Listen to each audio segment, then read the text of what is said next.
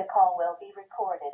Hi, it's righttimes.org on Cinco de Mayo, Unscripted in No Direction, and we're here with John M. Williams, who has written a book. It's called Village People, Sketches of Auburn, and it's a memoir of essays that John has written about the people that have influenced him or impacted him in his life. And John, let me introduce you. It's John M. Williams. Tell us a little bit about the book. What's the background? What sort of inspired you to write this? Well, I've written little essays on various things for a long time, and this particular one was a collection of essays about people I knew growing up. I would write these essays and put them on a blog called Like the Do, which is out of Atlanta, and they were on various things, different people, different reflections, just, personal essays. And so my friend, Rita Grimsley Johnson, suggested that I gather the ones about Auburn, my hometown, into a book. And so that's what I did. And I had, I don't know, 5 or 6, and I thought I needed a couple more, so I wrote a couple more. And we put them together, and Tina Tatum with Solomon George Publishers liked it and decided to publish it. So that's where it came from. Awesome. So they're different essays in there. How do people feel about being included in the book? Was that an issue at all at any time? Well, most of them are no longer with us, so I'm not sure how they feel. But if I get any word on that, I'll let you know. Okay. But a couple that are still with us have the response has been positive, so I think they're happy. But come to think of it, they're mostly all gone now that I think about it. So, but I wrote one on Ann Pearson, and she lives in Auburn still, and has been very influential in doing a lot of things in Auburn for a long time, and writer, a preservationist, just a basic, advocate of things Auburn, especially old Auburn. And I think she was reasonably happy with hers. There's one on my band director in high school whose name was Tommy Goff, and a lot of people would probably recognize that name from my neck of the woods. There's one on a man named George Alfonso Wright, who graduated from Auburn in 1919, and I got to know him as an older man, obviously. And he goes back. He's from the Wright family that was Wright's Mill, that later became Schwalkla State Park. There's one on a dance teacher named Lynn Curtis, whom I knew. These are people I knew, for the most part. They were the essays are about them primarily, but they're also about my interaction with them and my the way they influenced me.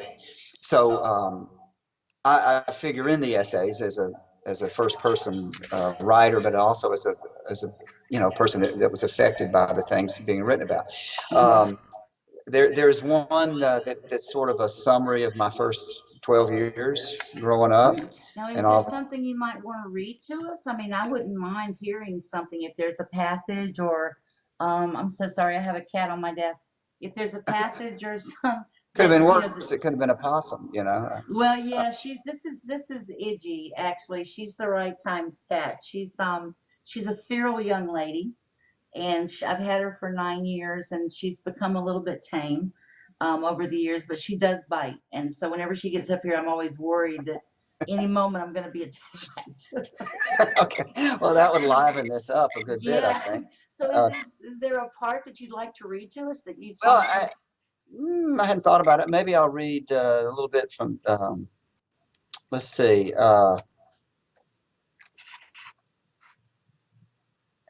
Well, I think I'll stay away from football because the passions run high, and I don't really want to get into that. But maybe I'll read the first little bit from the one on Mr. Curtis, Lynn Curtis. Okay. He taught dance in Auburn for many years, and a lot of people I know and many people I've come to know had him as a teacher and remember him very fondly. He was a very colorful man, and I got to know him, in the 80s. And the piece is called Dancingly Yours, Mr. C. which I wrote in March of 2011. My father died in 1993. It was an event which created not a, but the chasm in my life, the one separating parts one and two. Part one seems somehow more real to me as I stand here in part two, where the ego is losing its muscle tone, dissolving into my past selves and the peaceful people I love. Daddy, a mild temperament stretched over a steel frame, was aware of Lynn Curtis, and like all his power company, gas, telephone type buddies, and everybody else I knew in Auburn, accepted him. I'm sure I don't know the half of it, but I was never aware of anyone harassing him or making an issue of him. He was just part of Auburn. And this as far back as I can remember, the mid, if not early 60s or before.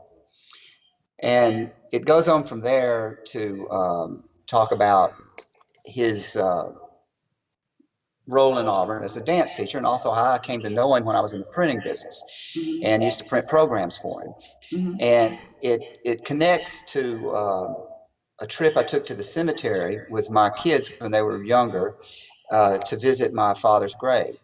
And that's why I started off with my father. I kind of connected all. And as we were looking at the graves, and I started walking around and noticing that, you know, a lot of these graves in the vicinity of my father's grave, my mother was still alive then, were people I knew. You know, they were the parents of my friends. You know, they were the storekeepers and the teachers, and you know, so much of Auburn that I'd known as a kid was now, you know, over here in the cemetery.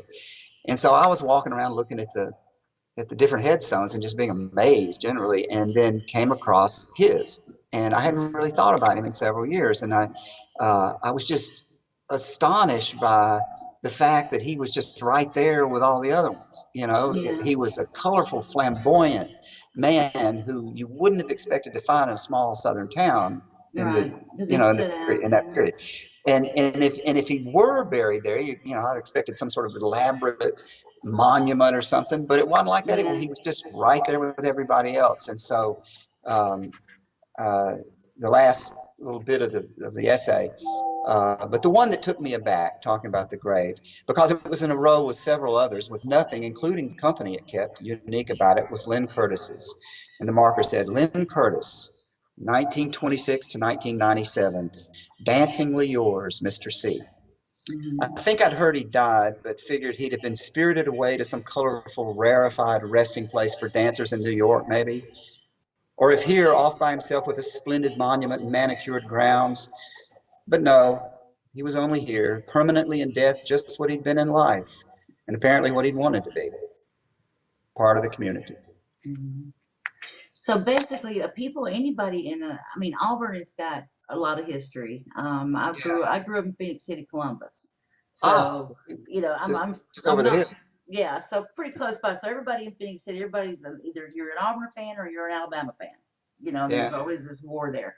And most everybody I knew growing up were Auburn fans, and including all my cousins who live up on the river up there. They're all Auburn fans. The backwater? Yeah, I live up on the backwaters. That's what they call it. Bonfires by the river and boat. Everybody's got a boat.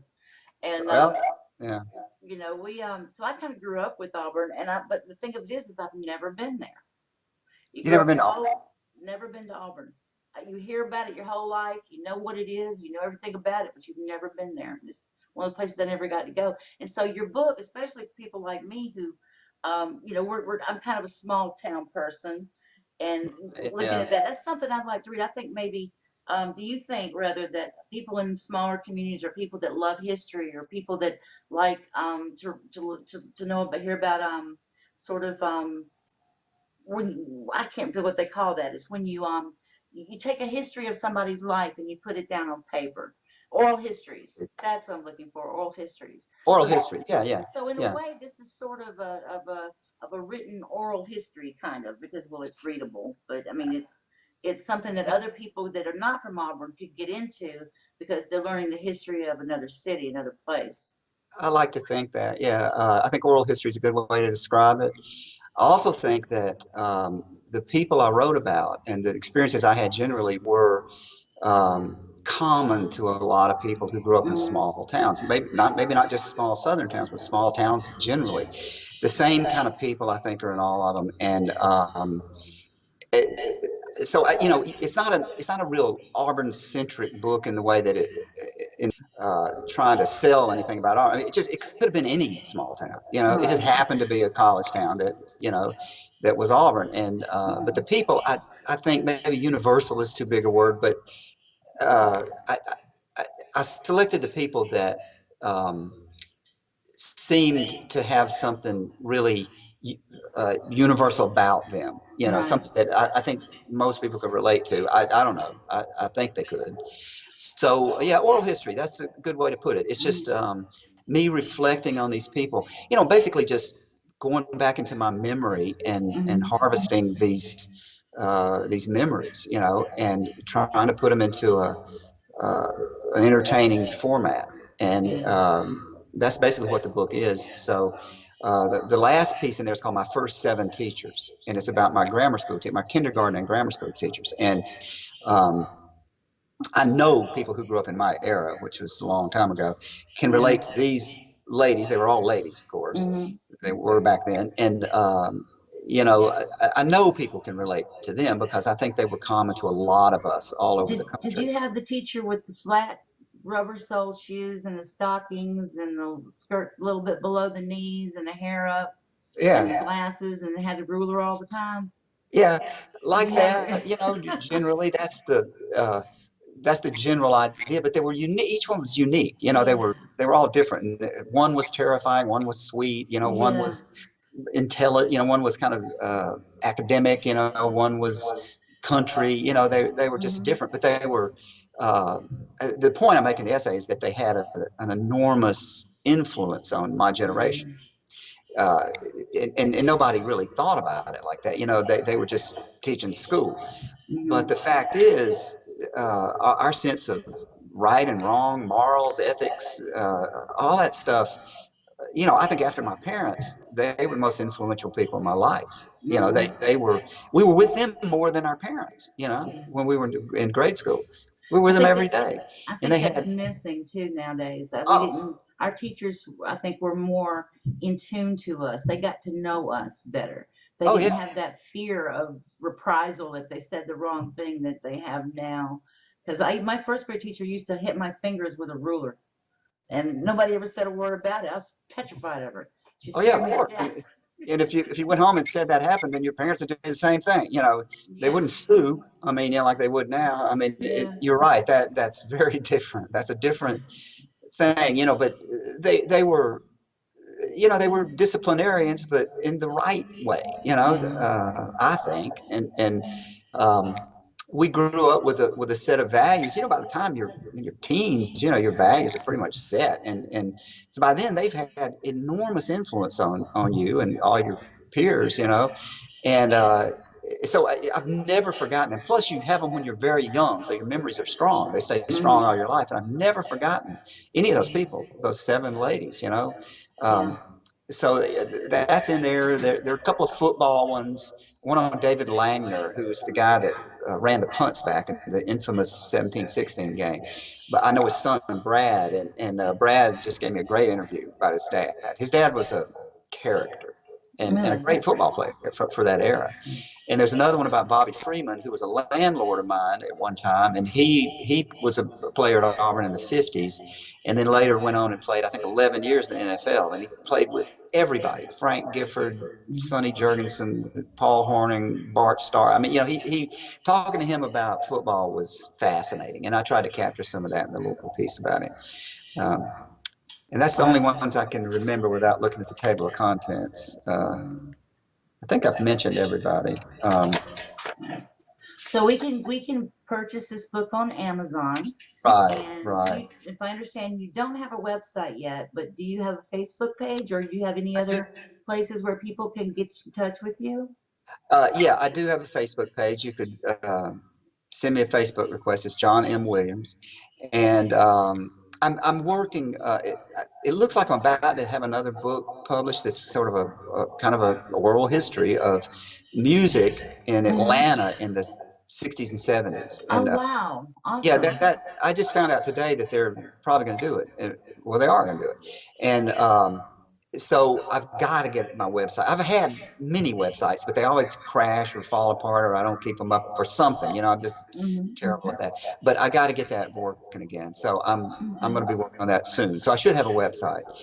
And once I do, I guess I'll announce it on Facebook or something. But yeah, you can get to me with Facebook.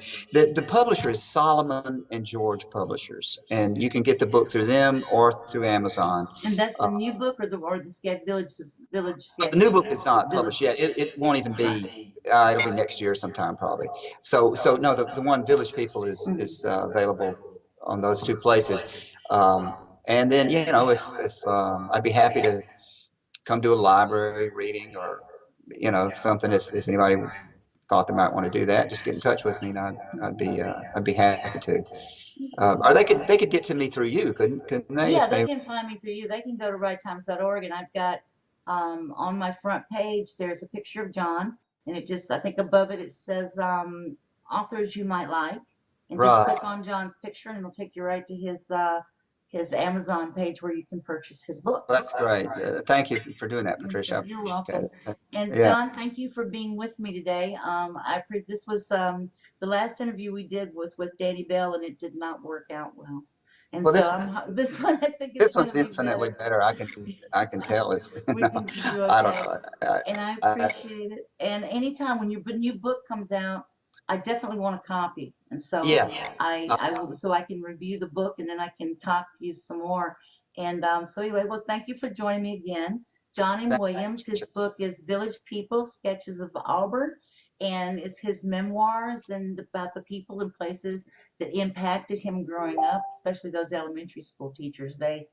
I can relate to that. And it's a book that I think, from what John is telling me in the little excerpt that he read to us, that we can kind of all relate to. You don't have to be from Auburn to enjoy the book. Not at all. So anyway, thank you for joining us. Cinco de Mayo and Unscripted No Direction. And I think that I am done. Y'all have a great day. Bye-bye.